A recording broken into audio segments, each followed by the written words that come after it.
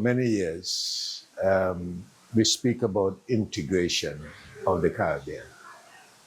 But one of the outcomes that I think is most important is closer collaboration and solidarity among the Caribbean states. That has not been optimized. And I get the feeling that at this quoted meeting, the technicians and the ministers appear to be embracing that important, you call it historical objective, a little more on this occasion. And I'm hoping that will continue to grow. The Association of Caribbean States is part of what should be the outcome of what's happening here.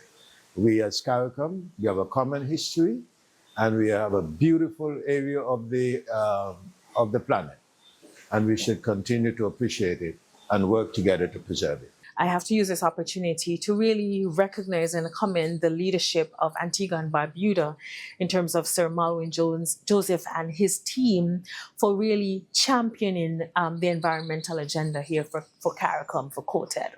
Now, for us, the main takeaways here would be the continued partnership with the government of St. Kitts and 5Cs, an institution that has really helped us with our climate resilience agenda and our climate finance agenda. And also recognizing that St. Kitts and Nevis nominated for leadership in the just transition as a ministerial champion, and that's something that we're going to take very seriously.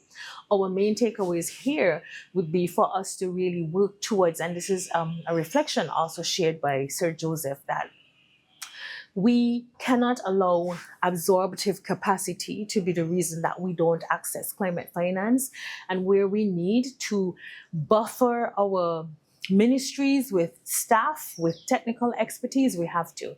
So my permanent secretary and I will be going back home to really do a deep dive into the staffing and resourcing in our ministries to ensure that every officer is assigned to a thematic priority for CARICOM, and that we have the necessary skills, resources, even if we have to go to 5Cs for support, OECS for support, to absorb the climate finance that is rightfully ours. From the quoted, I think what is very important for me to take back is that, one, I think we all know that if we don't work in unison, things will not work out. So as quoted, our ministers have to agree on what we want to do, and these are also elevated for final decision to the heads of government, and then they bring it back to us.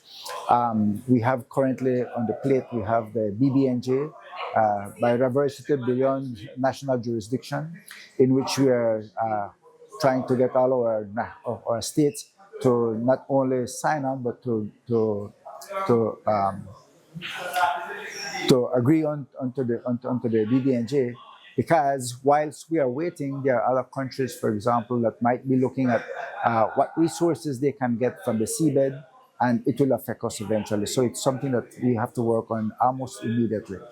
But also in areas not only of marine conservation, but also from terrestrial conservation. But one of the areas that we look at is that because we are mostly all dependent on tourism, and Belize has a lot of mangroves, so we have to look at mangrove protection. Yes, we want development, but it has to be socially, environmentally, and economically sound.